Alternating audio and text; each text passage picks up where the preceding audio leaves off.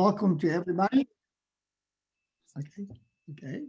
Thank you. Again, welcome to everybody. This is the inaugural presentation of the electrical and computer energy engineering pathways. The area of today is electromagnetics. I'm the presenter, Constantine Balanis. I'm a Regents Professor Emeritus of ECE. And in case you walked in a little bit late or you were not from the beginning, if you have any questions, please, if you don't mind, wait until the end. We'll have time to entertain questions and try to answer them.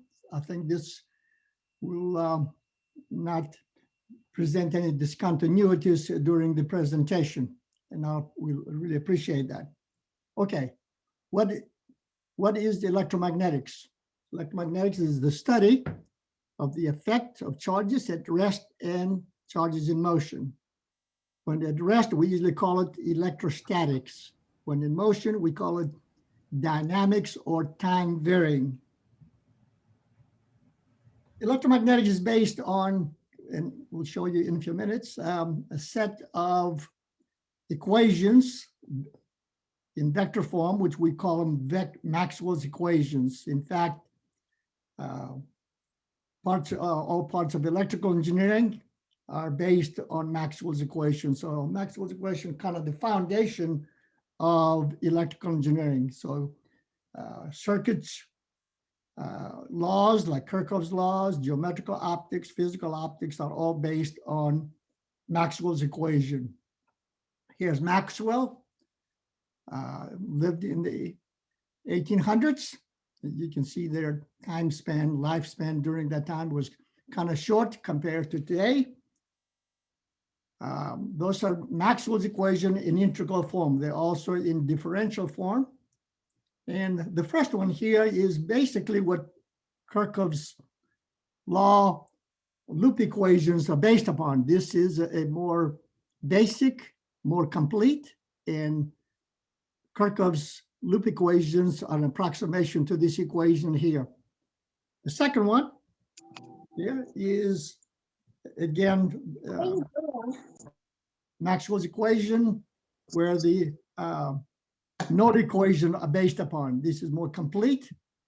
In circuits, it is an approximation to this equation, and a couple of more equations. Why electromagnetics? I think I already said it. EM is the basis of electrical engineering. I know you expect me to say that, but it is true. Fundamental and challenging problems in wireless communication, packaging of mobile units, stealth technology, we'll show you some of this. Solve complex and practical problems using what we usually refer to full wave techniques. Full wave means you use Maxwell's equation, no approximations. They are software, and I'll show you that at the end of the presentation. Some very popular commercial and personal software used in electromagnetics to solve exactly, with no approximations, various problems related to electrical engineering. Again, modeling, as I indicated, and simulate devices using full wave solvers and other areas are the problems. Here are some typical devices, mobile devices of the past and of today, some cell phones. If you go back to the 1980s, you know, the StarTAC, Motorola StarTAC, and then the walkie-talkie is the next one. You can see the antennas are external. And then eventually, some of the more up-to-date, more modern, you can say, devices, wireless mobile devices, you don't see the antennas. They embedded internal to the unit. Studying electromagnetics, analyze, model, and design antennas, RF, microwave circuits, fiber optics systems, electronic packaging, electromagnetic interference, electromagnetic compatibility, and many, many others. Those are a few examples that we illustrate here.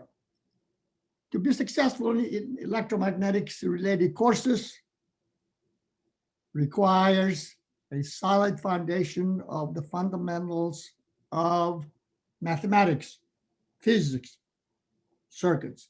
And some of you may have already taken some of these. If not, you will be taking them. And this is a requirement, really, because what do we want to educate electrical engineers as engineers, not as technicians. So a solid foundation, mathematics, physics, and circuits, very, very, very important. What are some of the courses, prerequisite courses in electromagnetics? The one that everybody has to take is what we refer with is EEE 241, Fundamentals of Electromagnetics. And courses like in circuits, EEE 202, physics 131, and the related lab physics 132. This, everybody, whether you follow the electromagnetics path in electrical engineering or other pathways, you must take 241. So this is the gateway course, which is taught usually both in the fall and spring. And here's a short description, static, and towards the end of the semester, we also include an introduction to time-varying vector fields, along with boundary value, because they're differential equations. You need, in order to solve differential equations, you need to apply boundary conditions and to be able to come up with the appropriate equation to describe the performance of the system. Again, the prerequisites 202, which is circuits, physics 131 and 32. What are some other undergraduate EM courses? Again, this is the 241 that everybody has to take it. But those that follow the electromagnetics pathway, which in other words, be able to take more courses in electromagnetics, senior electives, as well as graduate level courses, you must take EEE 341, which again, usually is taught both in the fall and in the spring. And this is totally time-varying electromagnetic fields, homogeneous, stratified media, transmission lines, waveguides. Again, the prerequisite, EEE 241. Again, as you can see, towards the bottom says pathway course required for EM majors. How about some senior elective courses? One of them is EEE 443, Antennas for Wireless Communications. Those addresses some of the fundamental parameters, fundamental radiating elements, classical elements such as dipole, loops, arrays, smart antennas, microstrips, and so forth. And usually that's taught in the spring semester. It can be taught other semesters if there's a demand, but over the years, it's been taught during the spring semester. We also have a course, EEE 445, microwaves. That used to be taught in the fall, but again, based on demand, it can be taught also in the spring. Another one is EEE 448, fiber optics. Again, senior elective course, which in the area of electromagnetics. We also have a bunch, quite a few in fact, which we teach them, I should say, on a regular basis. Yeah, I'm gonna show you some of them. Even though they're graduate courses, some seniors, provided they meet the requirements, can take some of these. Like 541, I have taught the course numerous times. And I have had undergraduate students, as well as students from other areas of electrical engineering, like in electronics. We also have people from physics that come and take 541.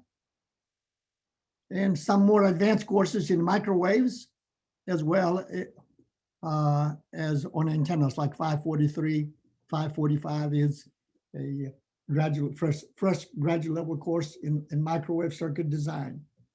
We also have some 600 level courses. Again, those are not taught every year, but we have them on the catalog because we teach them. Now, graduate school.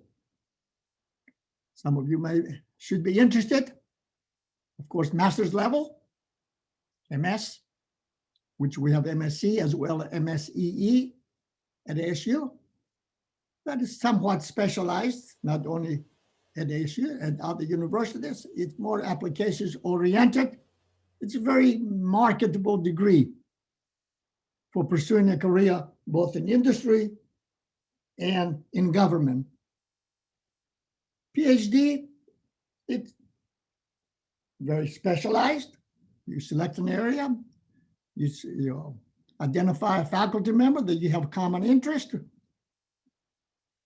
and you select a topic, and you spend 3-4 years, nothing but advancing technology in a given area, a given topic within electromagnetics, electrical engineering, excuse me. And it's a degree which is usually required if you have aspirations for a university position. All right, then career opportunities. Academia. Definitely nowadays, maybe this was not the case a few decades ago, but nowadays almost all universities that hire potential faculty, they must have a PhD degree in some area of electrical engineering, or maybe even in some cases, even in physics. Industry, government, all 3 degrees, bachelor's, master's, PhD. Even today, some agencies, government agencies, companies, if they're looking for people to do research or R&D, research and development, sometimes they're looking for PhDs. So a PhD degree is becoming more and more essential, I think, in some career opportunities in industry and government. How about companies? Well, there are many of them. We even have quite a few of them here locally. We talk about Boeing, General Dynamics, Northrop, Lockheed Martin, you name it. Almost Bell Helicopters, United Technologies, Qualcomm, Broadcom, IBM, Texas Instrument, Honeywell. Honeywell here on the west part of the valley. Raytheon down in Tucson. Rockwell International, let's say in Iowa. Motorola used to be big here locally, maybe the largest employer one time. In Arizona, of engineers. Intel, big presence here locally. General Dynamics as well as Boeing. Government, all agencies, and I worked for one of them before I started my academic career. I worked for NASA back in mid-century, from 1964 to 70. The Army, many installations around the country, the Navy, the Air Force, JPL in California, Sandia in New Mexico, Aerospace Corporation in Southern California. So all those government agencies or government national laboratories that sometimes some of these are usually referred to. Facilities, we have many. One of a facility that we're most proud of it and kind of unique, you don't find at many universities, is our electromagnetic anechoic chamber, EMC, which we built it in the mid 1980s at a university. This is one of the top 2 for such facility at a university environment. And you can see here, we can test both antennas as well as radar cross-section, the visibility of radar targets. And here we can show a scale model of a generic helicopter inside ASU's EMC facility. And if you have an opportunity, when you come on campus and the facility is available, you can visit and see what it looks like inside. This is just a snap view of it. We have some other facilities. We have a facility for wireless communication circuits laboratory that we show here to be able to make mixed signal measurements for antenna RF microwave systems.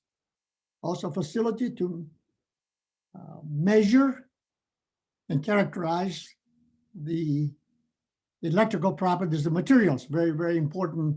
You need to know what the constitutive parameters of a material, like the permittivity, the permeability, the conductivity. Those are three of the, what do we call, the constitutive parameters of a material. Faculty, we have a number of them, as you can see here.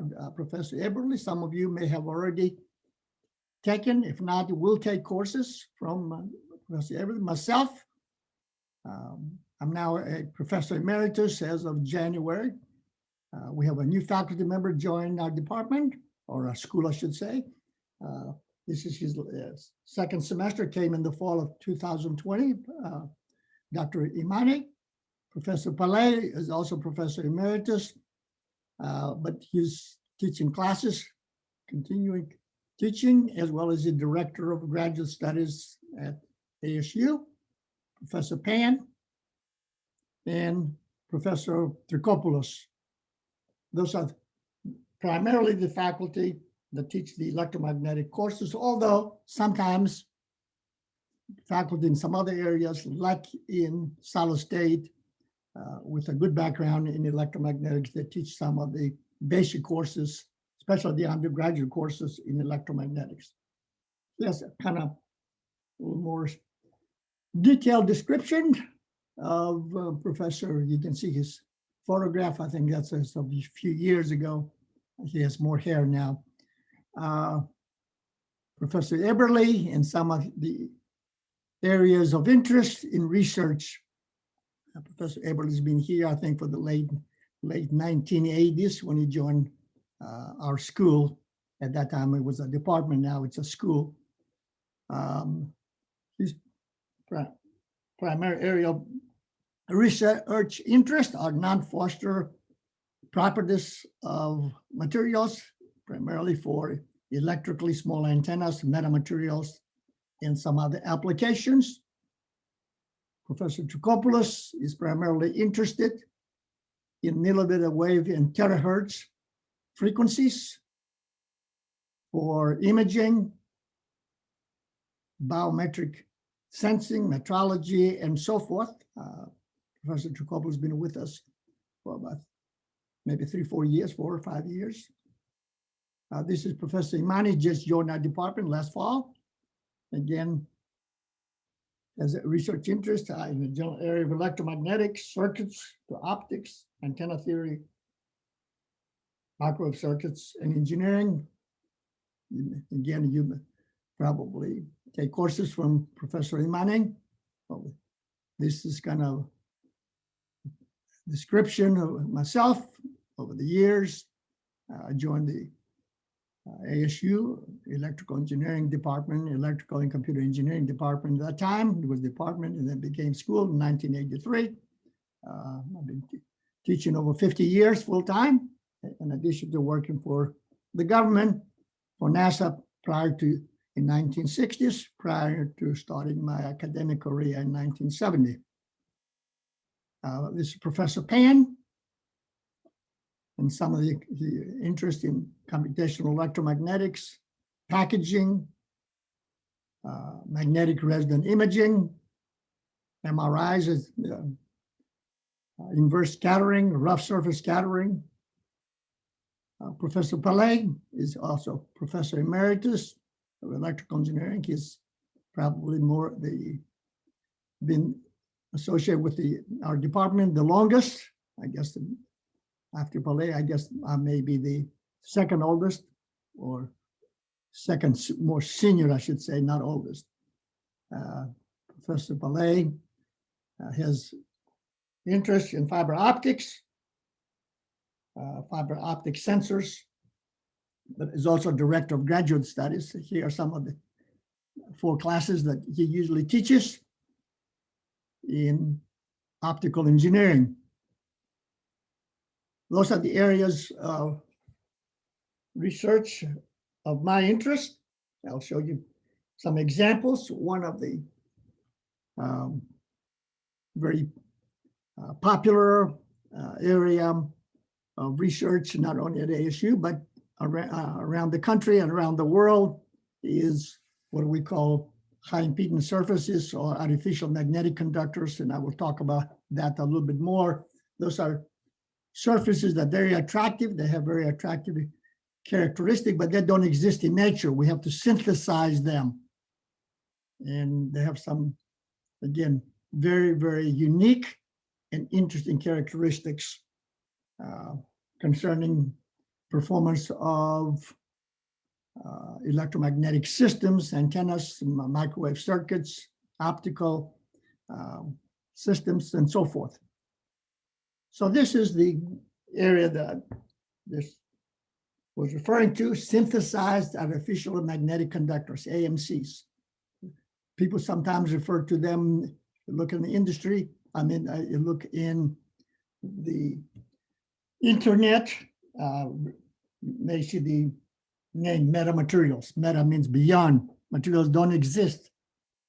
They're not in nature, but we can synthesize them and to be used as ground planes for low profile antenna applications, also for reducing the radar visibility of targets by utilizing such surfaces. So I'll give you some examples in a minute.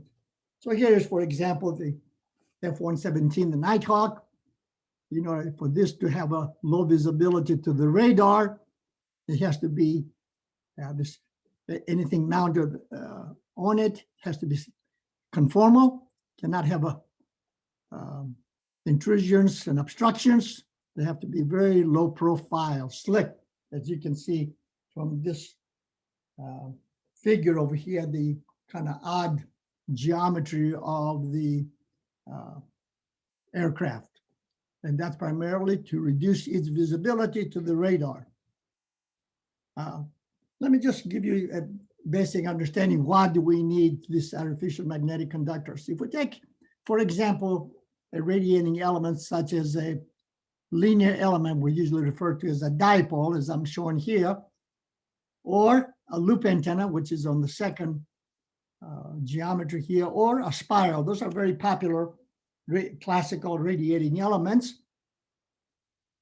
In order for them to radiate in the presence of a PEC, PEC stands for perfect electric conductor.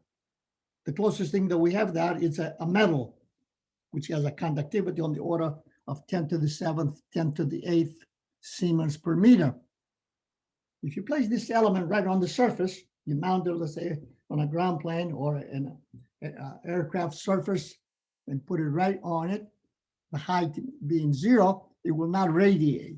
What happens is the direct radiation from the element is canceled, but the reflections of the fields from the ground plane or of the aircraft surface, in other words, it's shorted out. It doesn't radiate. So we need low height in order to make the system, the configuration, low profile, to have a low visibility to the radar. If you lift it up some distance, like a quarter of a wavelength, it's very visible to the radar. Also, it degrades the aerodynamics of the airframe. So that's what we call conformal, to fit right on the surface. But if you use that kind of those radiating elements, mounted as I'm showing them, and make the height 0, it will not radiate. What we need is what we refer to as a PMC, perfect magnetic conductor. Unfortunately, such surfaces do not exist in nature. They're not part of the periodic chart. However, the last few decades, we have been able to synthesized surfaces which have the properties, similar properties as PMCs. Let me show you what I mean by that. It had a classical surface, and there are many different other configurations. If you take a substrate, a ground plane with a dielectric layer, if you put some patches on the top of them, as I'm showing here, some rectangular, square, or it could be circular, it could be elliptical, but the square, rectangular, and circular are the most popular. This surface over here, we've shown you a three-dimensional description over here, perspective view, acts in a certain frequency range is a kind of PMC, perfect magnetic conductor. So we can put on top of this surface now radiating elements that of zero height above the surface. Here's a top view of the surface, and then on the bottom is side view, if you wish. And those, let me go back over here, those patches can also be connected with what we call vias, connect them to the ground plane, to the surface. But as usually say, that there's no free lunch. There must be something that this surface here does not maintain its properties over the entire frequency range. In fact, if we were to plot the reflection coefficient, the phase of the reflection coefficient of such a surface versus frequency, its attractive frequency range is when the phase of the reflection coefficient varies between 90 degrees and plus 90 degrees to minus 180. Let me repeat again, plus 90 degrees to minus 90 degrees. You can see here I'm plotting the entire phase variation from plus 180 to minus 180. But the useful part of this curve is, in order to such a surface to imitate a PMC, is when the phase variations are between plus 90 to minus 90. So that's the kind of the shortcoming. And a lot of people have, including us, have attempted to try to see how we can enlarge, to broaden the frequency over which such surfaces can maintain such properties. In other words, to imitate PMC type of characteristics. And here, what we're showing here, the two curves, one is through simulations, and the other one using this full wave solver that I mentioned before, as well as some equations. We also have made measurements, and I'll show you some results in a few minutes. So here is what I would just finish saying, bandwidth enhancement. How can we enlarge the bandwidth of where these surfaces maintain their PMC characteristics? Well, I will show you a surface where, by the way, this surface is also because they only, let me go back over here, because they only have this attractive characteristics over a frequency, over a set finite frequency range, they call them band gap. So so another designation of such surfaces besides PMC, perfect magnetic, EBG, metamaterial, so there are all kinds of names floating around. EBG, electromagnetic band gap, because they only maintain this characteristics over a frequency range. So how can we enhance, the characteristics, these characteristics over a larger frequency range? Here's a surface that we designed where we use two different types of electromagnetic band gap surfaces on or designs on the same surface. We call it checkerboard. Why do we need that? Let me explain that. Suppose we take a flat plate. If we illuminate this with electromagnetic wave, this one is very highly visible to the radar. In other words, almost all of the energy that is incident upon this flat plate radar target, if you wish, is reflected, is scattered towards what we call in the specular direction. Specular direction is where the angle of reflection is equal to the angle of incident. That was a very high, it has a very high visibility to the radar. So what can we do to the surface to reduce its visibility to the radar? So I'll show you some things that we have done. So here, for example, I'm showing you a kind of animation, three-dimensional pattern of the scattering field from such a PEC surface, perfect electric conducting ground plane, is illuminated at normal incidence. In other words, broadside. The EM wave is incident upon the plate at 90 degrees, normal to the surface. Most of the field are in the same direction. You can see by the color scheme here, the red signifies very high reflected, scattered field intensity, very high visibility. Now, if we take the surface and put some patches on it of different configurations, here we're showing you square patches as well as circular patches. We call that a checkerboard surface. One surface, the square patch, we call EPG1, the other one EPG2. Those are two different PMC surfaces, put them together in a checkerboard fashion. If we illuminate this one, like we did the previous one by electromagnetic wave, by the way, this is a fabricated one that we not only simulated, but we also measured it to make sure what we're talking about, what we're predicting, what we're simulating matches what we measure. But indeed, this kind of a surface behaves as we expect and as we have simulated. What actually happens in this case, instead of if you illuminate this target by a electromagnetic wave at broadside direction, in other words, at normal incidence, instead of the wave coming back mostly in the same direction, now this kind of a surface reflects the energy, in this case, for this particular one, in 4 different directions. We create 4 lobes. That's what the field is redirected away from the target, from the direction in which the incident wave was coming from. So you can see here where the maximum already scattered field is redirected. So we have reduced in the broadside direction, we have reduced the visibility of this target to the radar. We call that monostatic RCS, monostatic radar cross-section. That's the parameter that we use to characterize the visibility, radar visibility of a radar target.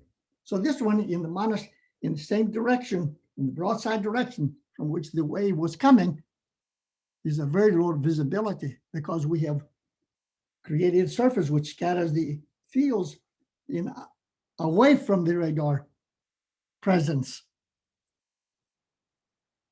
So those are the planes along which the maximum scattered field are directed towards. We also did another one, which was hexagonal type of a surface. And here, as we actually fabricated one, we measured it.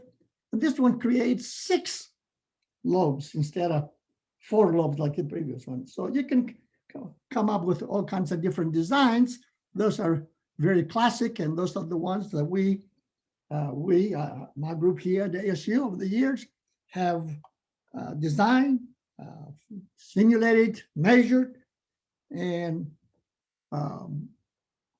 have published in journals, presented papers in conference. So in the basic idea then it can be extended. Here is a checkerboard surface on a flat surface, but a lot of the airframes are not flat. We also have looked at placing such surfaces on curved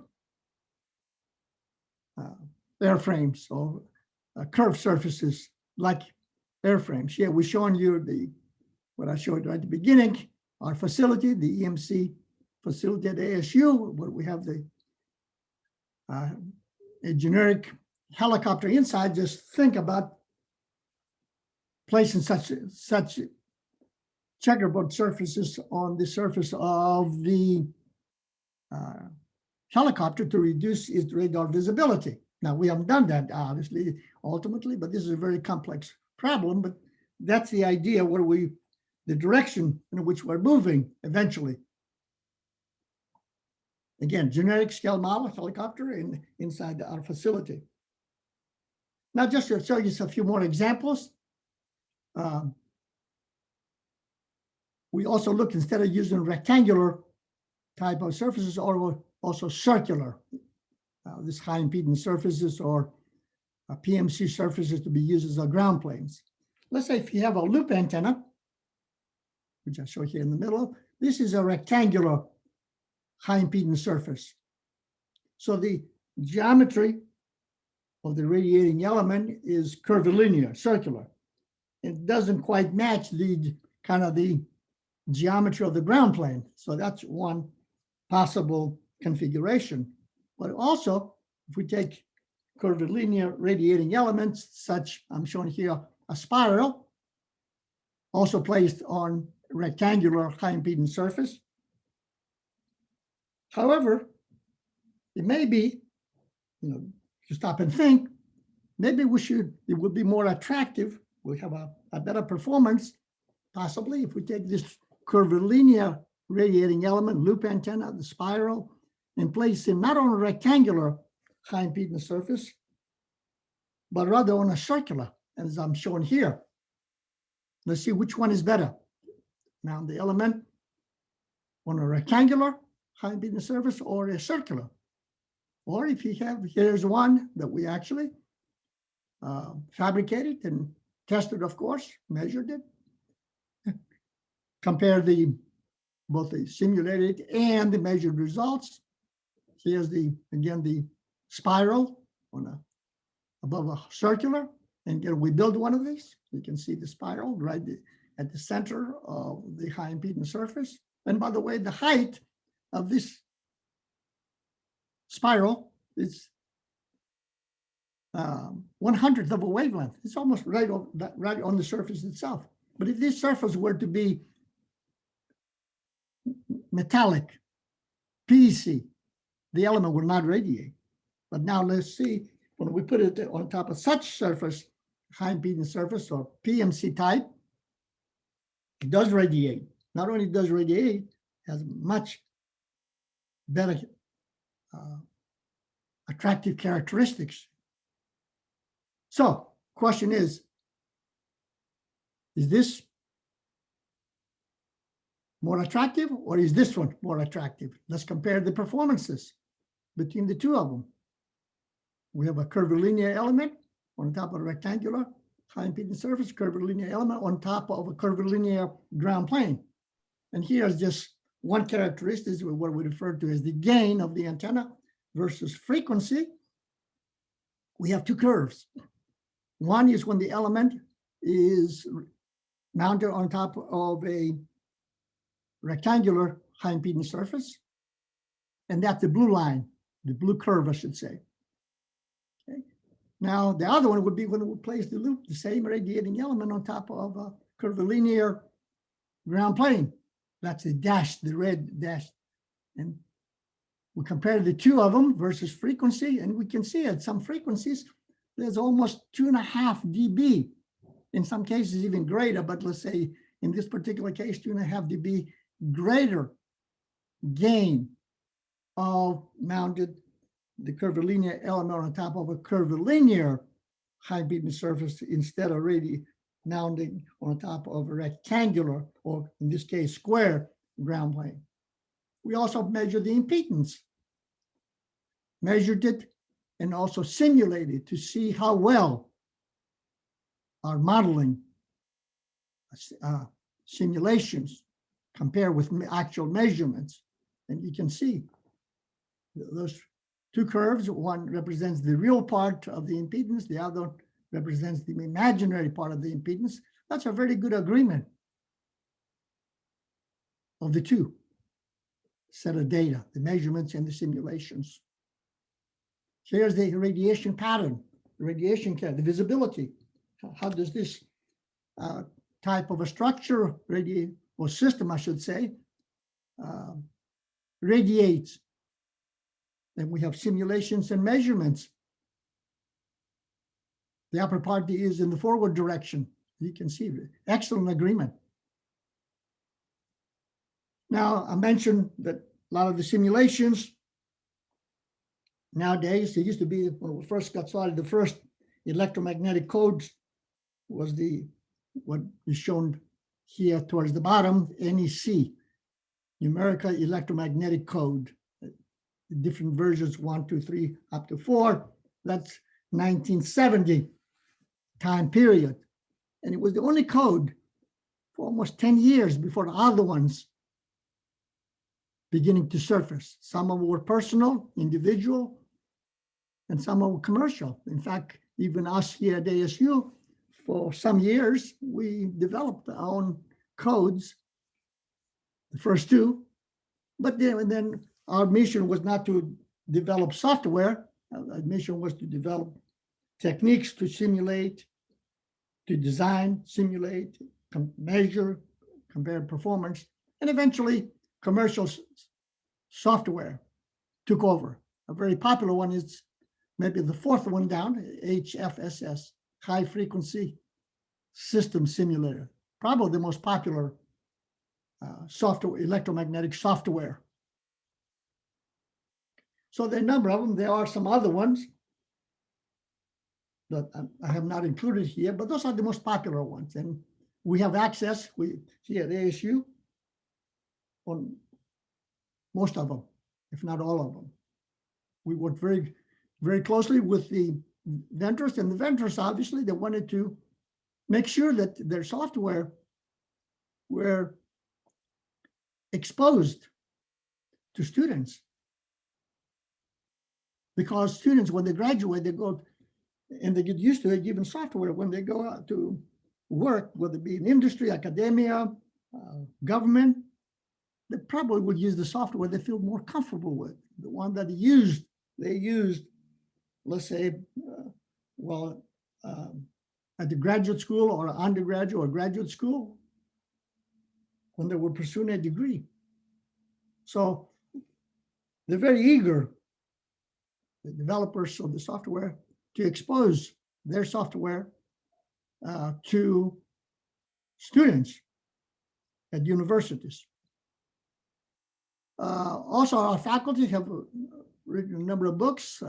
Show you some of them. I guess I'm the recipient of some of them. The first one was the antenna book that we use here, and very popular, almost 2,000 universities around the world. The first one was the 4th edition. The next one was the 3rd edition. This is also have an advanced engineering electromagnetics books. This is also very popular around the world. Maybe 500 universities, this advanced level electromagnetics. You can see on the cover, it's the F-117, this Nighthawk, of course, to be used, photograph of it on the cover. We had to get a permission, obviously. I had a small book, short introduction to smart antennas. Also was the editor of a handbook on antennas. Professor Palais is the author of a book on fiber optics. And Professor Palais has a book on wavelets in electromagnetics and device modeling. So I hope, here's again the facility, the electromagnetic anechoic chamber here at ASU. Again, going back to mid-1980s when we started building it, and eventually being able to use it to make very precise measurements. Again, one of the top 2 such facilities, a university in the United States. With that, I thank you for your presence, attention, and of course, now it's time, as we indicated at the beginning, if you have any questions, and I'll try to answer them as best as I can. Thank you very much. Thank you, Dr. Balanis. It might be easiest if people have questions to put them in the chat, and either I can read them, or Dr. Balanis, if you can see Okay, them. why don't you read them and then you maybe. That'd be perfect, yeah. But yeah, please, if you have something, please throw it out there. We had good attendance today, and we'd love to answer any specifics you've got.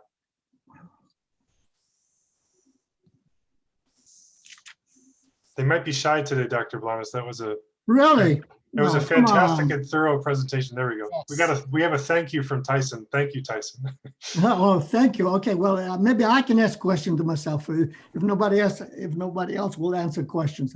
So let's have some questions. Well, No. a common one, Dr. Balanis, you already answered in the presentation, but folks are often curious about how to learn more, but they want to do research in the future. And I've heard you mention, and you listed the faculty and described their interests. And so I guess I can answer that if students are asking about how to make better connections with faculty or do research, it's best to read their bios on the website. Yeah, I think, yeah, that's a good starting point. You know, if you have if you're familiar with the electromagnetics, and have a, you know, again, the area is very broad, and you have a specific interest in some area of electromagnetics, antennas, microwave, fiber optics.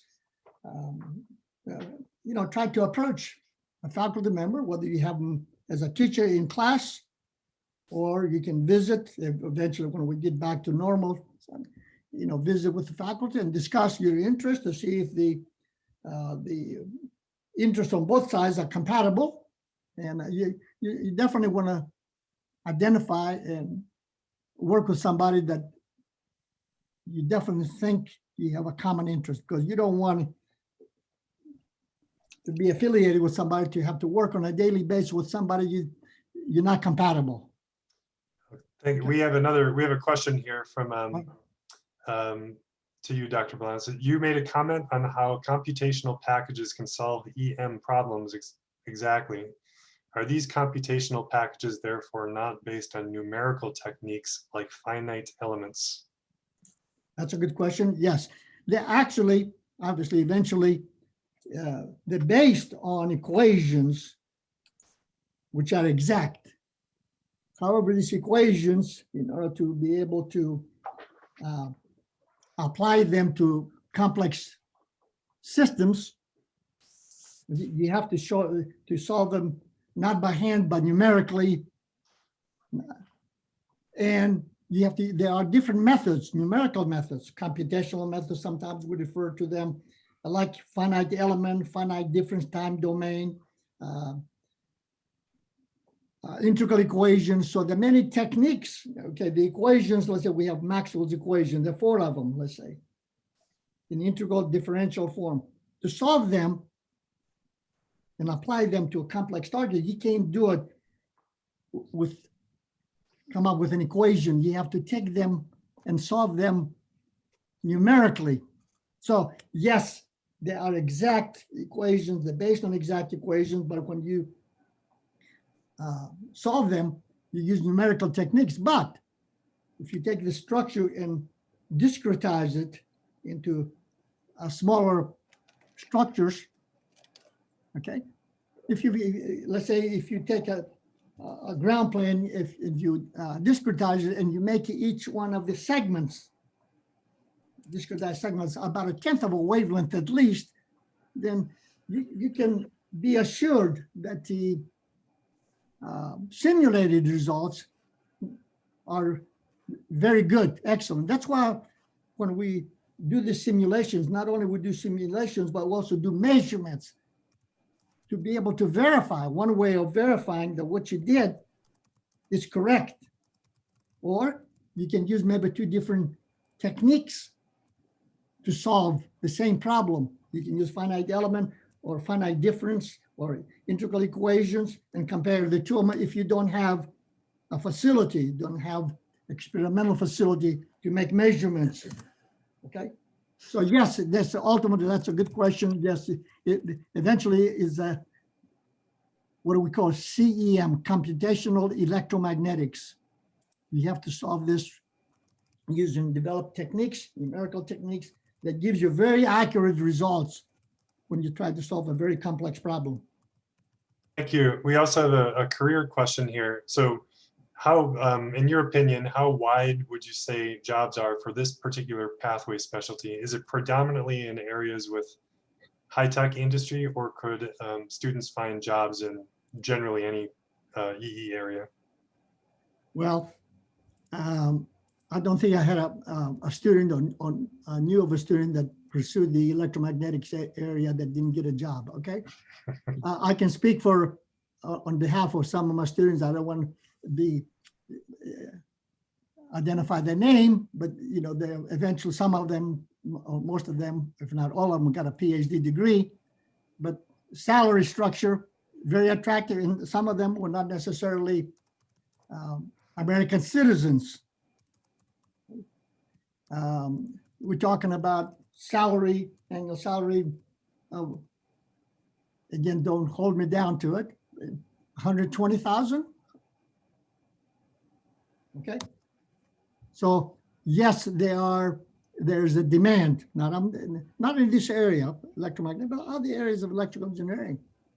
I know that right now, this past year is a little bit tough. Even this past year, I have 2 students. I have 4 students that graduate with a PhD degree. 2 of them are going back to their country, but the other 2 had no problem getting jobs. And again, the foreign students here in the United States. So there are jobs available. And at the bachelor's level, I think we don't see any problem with students in any of our areas finding employment. The best kind of the best place to check that would be to look at postings in the ASU Handshake account and work with career services on actual salary details. Dr. Balanis had great examples. Some of those were PhDs, and I know some of you are probably all BSE students. So, but we know that there's a high demand in all of our pathway areas. We have another. Let me just say though, that those of you that have some aspirations eventually for an advanced degree, especially if you have aspirations to teaching. I know it's very attractive when you get a bachelor's degree to get a job and make a good salary, maybe close to 90,000, whatever, 80 to 100,000, okay, with a bachelor's degree. And that looks very attractive. But eventually, if you go and get an advanced degree, okay, you catch up very quickly. I have seen examples of students that sacrificed 3-4 years to get a more advanced degree in electrical engineering. And when they finish, their salary structure is such that the years, you can say, they spend being in the poorhouse as a graduate students, they made it up very rapidly. So I highly recommend those of you with aspirations to do research and development, or to do teaching at a university, for example, to think about advanced degree and advanced, definitely teaching, PhD, research and development you can do with a master's, but it's more attractive, becomes more attractive if you have a PhD. So I also can say electrical engineers are very versatile. Same, this is.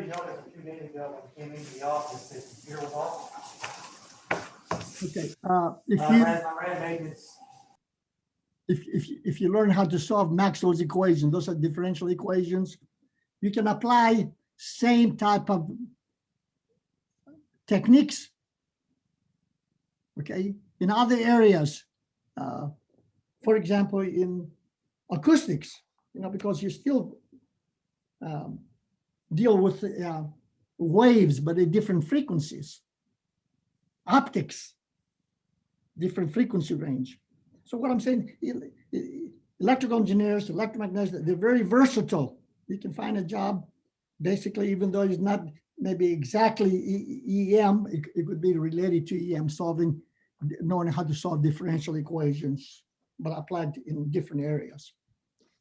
Thank you. That actually got to another question that was asking about how broadly this EM is applied. So sounds like a lot of the the techniques and the equations are pretty versatile for other areas.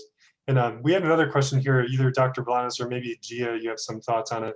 But an online student is asking about, as a student, an online student with no work experience in electrical engineering, what is an entry-level job to gain experience, or what groups can I work with or apply to?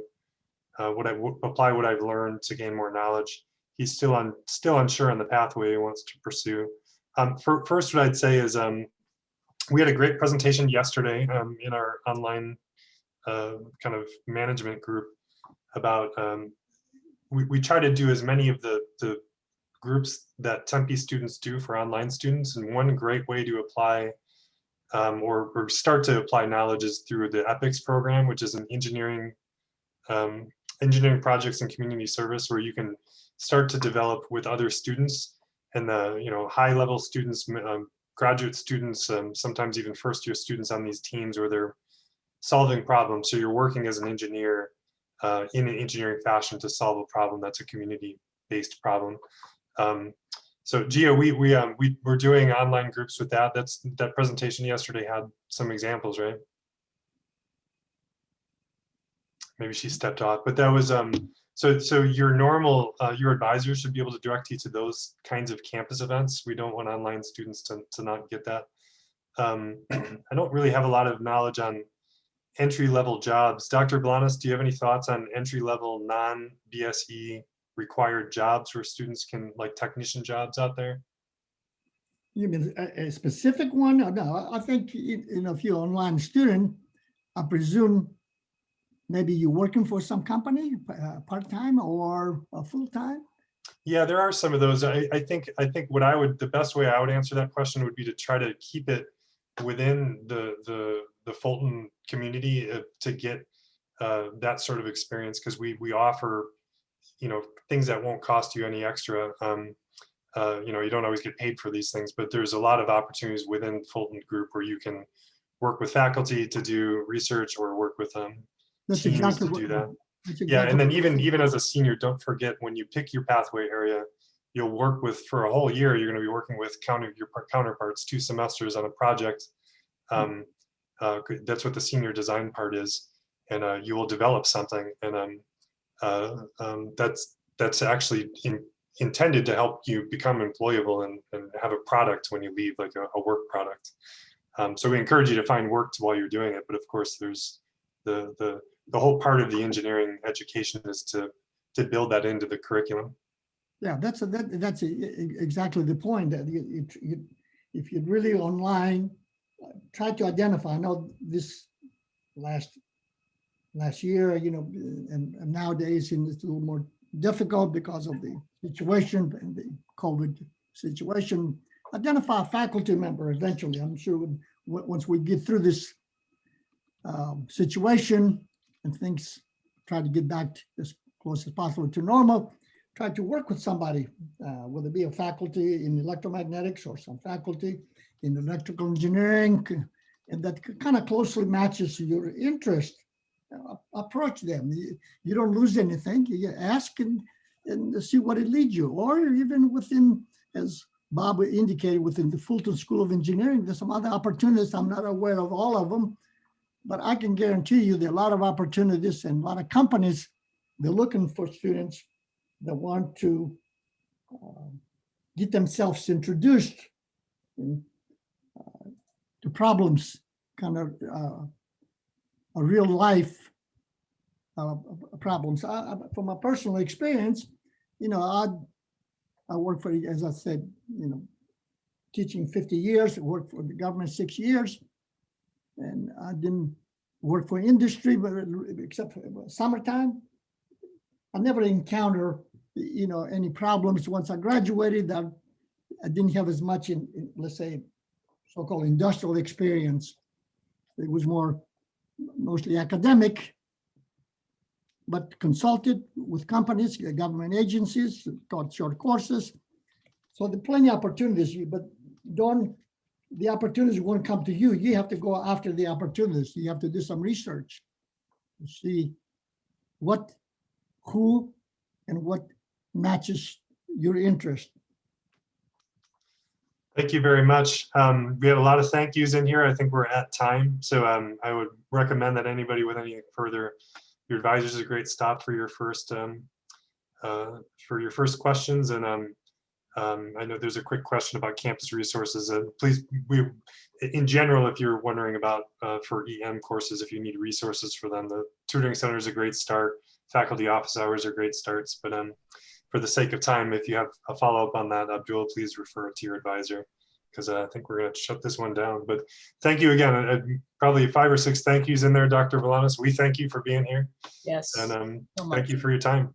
Thank you very much. Thanks for the opportunity. And hopefully we'll see some of the students in person one of these days. And even though I'm kind of retired, I'm still spending some time on campus. I have an office over there. Hope we'll continue to it. And also an opportunity to see the smiling faces that I have been used to the last 37 years here at ASU.